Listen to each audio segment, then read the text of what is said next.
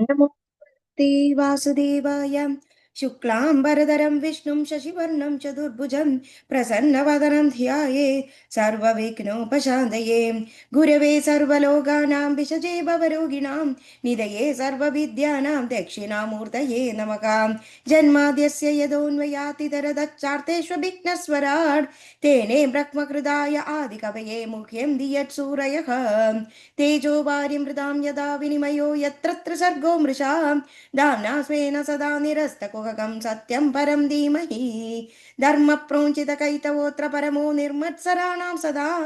वेद्यं वास्तवमत्र वस्तु शिवदं तावत्रयोन्मूलनम् श्रीमद्भागवते महामुनिकृते किं वा परैरीश्वरः सद्यो हृद्यवरुध्यते कृतभिः शुश्रूषुभिस्तक्षणात् निगमकल्पतरोर्गलितं फलं शुकमुखातमृतद्रवसंयुधं पिबत भागवतं रसमालयं मुहुरगो रसिका भुवि भावुकाः नारायणं नमस्कृत्य नरं चैव नरोत्तमं देवीं सरस्वतीं व्यासं ततो जयमुदीरयात् यं प्रव्रजन्तमनुपेतमपेतकृत्यं द्वैपायनो विरककादर आजुकाव पुत्रेदि तन्मयतयो तरवोऽभिनेदु तं सर्वभूतहृदयं मुनिमानदोऽस्मि यस्वानुभावमखिलश्रुतिसारमेघम् अध्यात्मदीपमदितितीर्षदां तमोदं संसारिणां करुणयाकपुराणगुह्यं तं व्याससूनुमुपयामि गुरुमुनीनां मूगं करोति वाचालं पङ्गुं लङ्घयति गिरिं यत्कृपातमकं वन्दे परमानन्दमाधवं यं ब्रह्मा वरुणेन्द्ररुद्रमरुदस्तुन्वन्ति दिव्यैस्तवैः वेदैः स्वाङ्गपदक्रमोपनिषदैर्गायं धियं सामगागां ध्यानावस्थितगद्गदेन मनसा पश्यन्ति यं योगिनो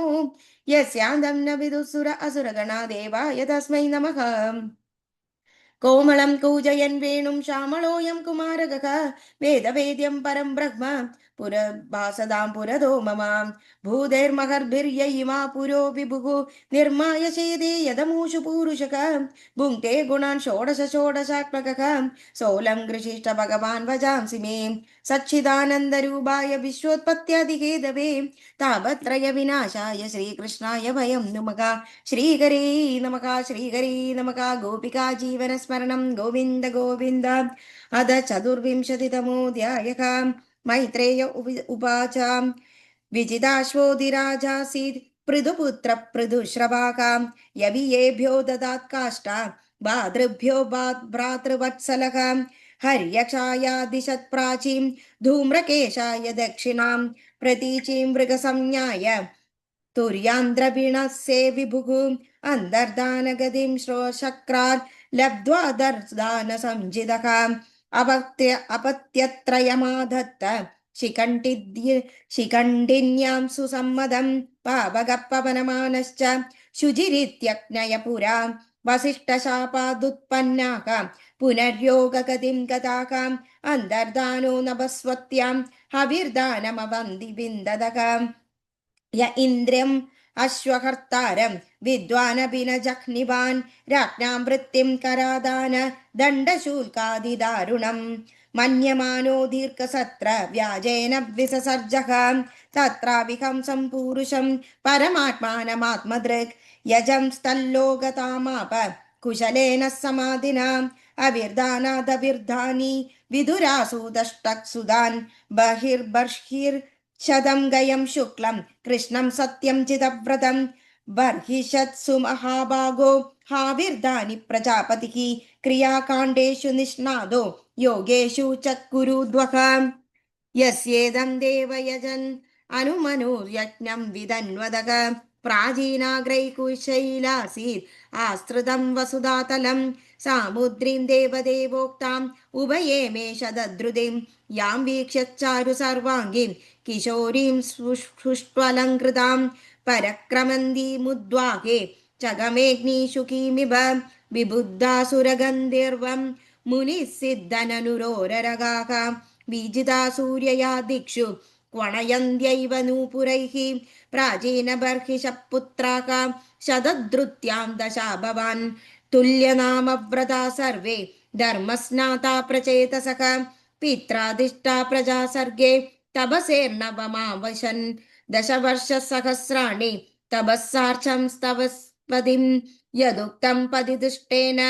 गिरिशेन प्रसीददा तद्ध्यायन्तो जपन्तश्च पूजयन्तश्च संयताः। विदुर उवाच प्रचेतसां गिरित्रेण यदासीत्पदि सङ्गमः यदुताः करप्रीत तन्नो ब्रह्मन् वदार्थवद्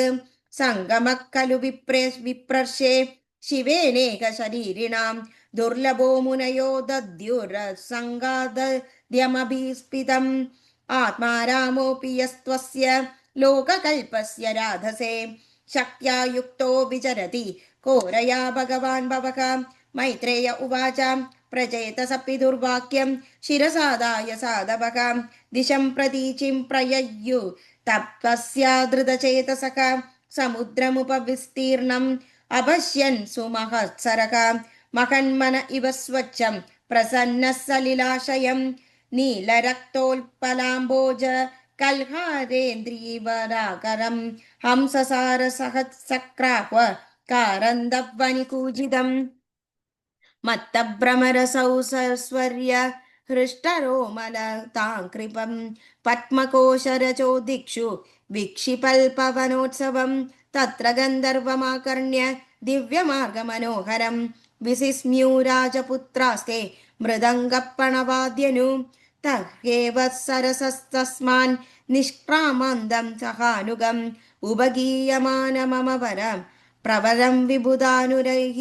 तप्तहे मणिकाभायाभं शितिकण्ठं त्रिलोचनं प्रसादसुमुखं वीक्ष्य प्रणेमूर्जातकौतुकाः सदान् प्रपन्नार्तिहरो भगवान् धर्मवत्सलः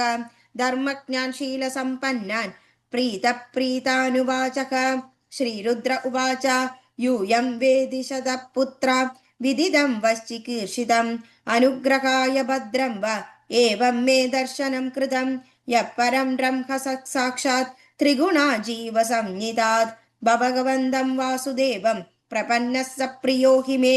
स्वधर्मनिष्ठक्षतजन्म विपुमान् विरिञ्जदामेदि ततः परं हि माम् अव्याकृतं भागवतोद वैष्णवं पदं यदाहं विबुधा कलात्यये अद भागवतायूयं प्रियास्तभगवान् यदा न मद्भागवतानां च प्रेयानज्ञोऽस्ति कर्हिचित् इदं विविक्तं चत्तव्यं पवित्रं मङ्गलं परं निःश्रेयसकरं चापि श्रूयतां तद्वदामि वा। मैत्रेय उवाच इत्युनुक्रोशहृदयो भगवानाहस्तान् शिवः बद्धाञ्जलीन् राजपुत्रा नारायणः परो वचः। श्रीरुद्र उवाच जिदं त आत्मविदुर्य स्वस्तये स्वस्तिरस्तु मे भवदाराधसाराधं सर्वस्मा आत्मने नमः नम पङ्कजनाभाय भूतसूक्ष्मेन्द्रियात्मने वासुदेवाय शान्ताय कूटस्थाय स्वरोचिषे सङ्घर्षणाय सूक्ष्माय दुरन्दायान्धकाय च नमो विश्वप्रबोधाय प्रत्युज्ञायान्तरात्मने नमो नमो निरुद्धाय हृषीकेशेन्द्रियात्मने नम परमहंसाय पूर्णाय निभृतात्मने स्वर्गापवर्गद्वाराय नित्यं शुचिषदे नमः नमो हिरण्यवीर्याय चातुर्होत्राय तन्दवे नम ऊर्जे इषेत्रय्याः पदये यज्ञरेतसे तृप्तिदाय च दीवानां नमः सर्वरसात्मने सर्वसत्त्वात्मदेकाय विशेषाय कदवीयसे नमस्त्रैलोक्यपालाय सख ओजोबलाय च अर्थलिङ्गाय नमसे नमो दर्भकिरात्मने नवपुण्याय लोकाय अमुष्मै भूरिवर्चसे प्रवृत्ताय निवृत्ताय पितृदेवाय कर्मणे नमो धर्मविपाकाय मृत्यवे दुःखदाय च नमस्त आशिषामीश मनवे कारणात्मने नमो धर्माय बृहदे कृष्णाय कुण्डमदसे पुरुषाय पुराणाय साङ्ख्ययोगेश्वराय च शक्तित्रयसमेताय मीडुषेकं कृतात्मने चेद आकूतिरूपाय नमो वाजोऽभिभूतये दर्शनं नो दिदृक्षूणां देहि भागवदार्चितं रूपं प्रियतमं स्वानां सर्वेन्द्रियगुणाञ्जनम् स्निग्धप्रावृद्धघनश्यामं सर्वसौन्दर्यसङ्ग्रहं चार्वायदच्चतुर्बाहुं सुजातरुचिराननं पद्मकोशपलासाक्षाक्षं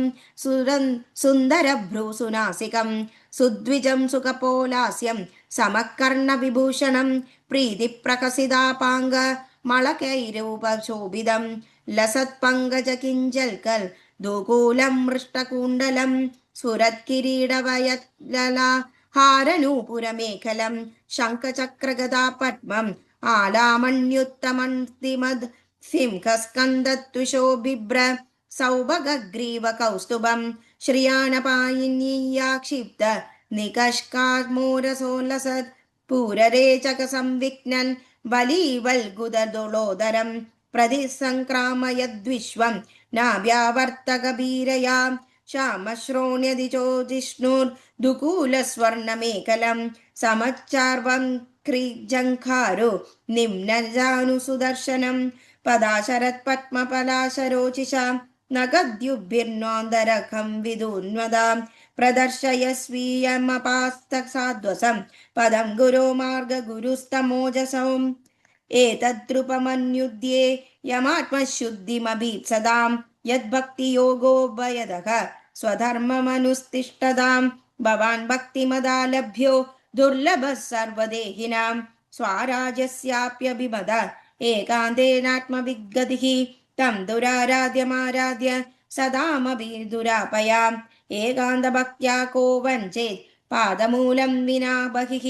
यत्र निर्विष्टमरणं कृदान्तो नाभिमन्यते विश्वं विध्वंसयन् वीर्य शौर्यविस्फुर्जितभ्रुवाः क्षणार्धेनाभितुलयो न स्वर्गं न पुनर्भवं भगवत्सङ्गस्य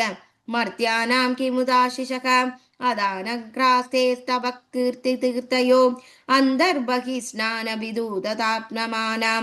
भूतेष्वनुक्रोशः सुसत्त्वशीलिनां स्वाङ्गमोऽनुग्रह एष नस्तव न यस्य चित्तं बहिरर्थविभ्रमं तमोगुकायां च विशुद्धमाविशत् यद्भक्तियोगानुगृहीतमञ्जसाम् मुनिर्विचेष्टननु तत्र ते गतिं यत्रेदं व्यज्यते विश्वं विश्वस्मिन्न बबाधि यत् तल्स्वं ब्रह्म परं ज्योतिराकाशमिव विस्तृतं यो माययेदं पुरुरूपयासृजत् बर्बर्धि भूय क्षपयत्यविक्रियः यद्वेदबुद्धि सदिवात्मदुस्तया तमान्मन्त्रं तन्त्रं भगवन् प्रीतिमहि क्रियाकलापैरिदमेव योगिनः श्रद्धानिधा साधु जयन्ति सिद्धये भूतेन्द्रियान्तकरलोपलक्षितं वेदे च तन्त्रे च त एव कोविदाः त्वमेक आद्य पुरुषः सुप्तशक्ति तया रजः तत्त्वतमो विविद्यते महानकं खं मरुदग्निवार्दद्राः सुरर्षयो भूतगणा इदं यदकां सृष्टं स्वशक्त्येदमनुप्रविष्ट चतुर्विधं पुरमात्मशङ्केन अधो विदुस्तं पुरुषं सन्दमन्दर् भुङ्क्ते ऋषिकैर्मधुसारकं यः स एष लोगानदिचण्डवेगो विगर्षसि त्वं खलु कालयानका भूतानि भूतैरनुमेय तत्त्वा कनावलीवायुरिवा विहस्यः प्रमत्तमुच्चैरिति कृत्य चिन्तया प्रवृद्धलोभं विषयेषु लालसं त्वमप्रमत्तः सहसा विपद्यसे क्षुल्लेलिहानो हिरिवाकुमन्तकः कस्त्वत्पदाब्जं विगजादि पण्डितो यस्तेव मानव्ययमानकेतनः विशङ्गयास्मद्गुरुरर्चति स्मय द्विग्नोपपत्तिं मनवश्च दुर्दश अदत्त्वमस्सिनो ब्रह्मन् परमात्मन् विभश्यतां विश्वं रुद्रभयस्त्वद्व मकूतश्चिद्भयागतिः इदं च पदभद्रं वो विशुद्धा नृपनन्दनाः स्वधर्ममनुतिष्ठन्तो भगवत्यर्पिताशयाः तमेवात्मानमात्मस्थं सर्वभूतेष्वस्थितं पूजयध्वं गृणन्तश्च ध्यायन्तश्च सकृदद्धरिम् योगादेशमुपासाद्य धारयन्तो मुनिव्रताः समाहितधियः सर्व एतदभ्यः सदा वृदाः इदमाह पुरास्माकं भगवान् विश्वसृक्पतिः भृग्वादीनात्मात्मजानां सिसृक्षु संसिसृक्षतां ते वयं नोदिता सर्वे प्रजासर्गे प्रजेश्वराः अनेन ध्वस्ततमसः सिसृक्ष्मो विविधा प्रजाः अदेदं नित्यदा युक्तो जभन्नवहितः पुमान् अपि राश्रेय आप्नोति वासुदेवपरायणः ശ്രേയസാമിക സർവേഷാം ജ്ഞാനം നിശ്രേയസം പരം സുഖം തരതി ദുഷ്പാരം ജ്ഞാനനൗർഗവ്യസനാർണവം ഇമം ശ്രദ്ധയാ യുക്തോ മദ്ഗീതം ഭഗവത്സ്തവം അദീയാനോ ദുരാരാധ്യം ഹരിമാരാധയസ്ത്യദൗ വിന്ദതേ പുരുഷോ മുഷ്മാ ആദ്യദ്യച്ചിത്യസ്ത്യസ്തത്വരം മദ്ഗീതഗീതാത് സുപ്രീത ശ്രേയസാമേകവല്ലഭാത് ഇദം യകല്യ ഉത്ഥായ പ്രാഞ്ജലി ശ്രദ്ധയാൻവിതക ശൃണുയാശ്രാവയേന്മർത്യോ മുച്യതേ കർമ്മബന്ധനൈഃ ഗീതം മയേദം നരദേവനന്ദനാക പരസ്യ പുംസഃ പരമാത്മനസ്തവം ജവന്ത ഏകാഗ്രധിയസ്തപോ മക ചരദ്വമന്ദേ തദ ആപ്സ്യത്തെ സ്ഫിതം. ഇത് ശ്രീമദ്ഭാഗവതേ മഹാപുരാണേ പാരമഹംസ്യാം സംഹിതായാം ചതുർത്ഥസ്കന്ധേ രുദ്രഗീതം നാമ ചതുർവിംശതിതമോऽധ്യായः. ശ്രീഹരേ നമഃ ശ്രീഹരേ നമഃ. ഗോപികാ ജീവനസ്മരണം ഗോവിന്ദ ഗോവിന്ദ. Thank U.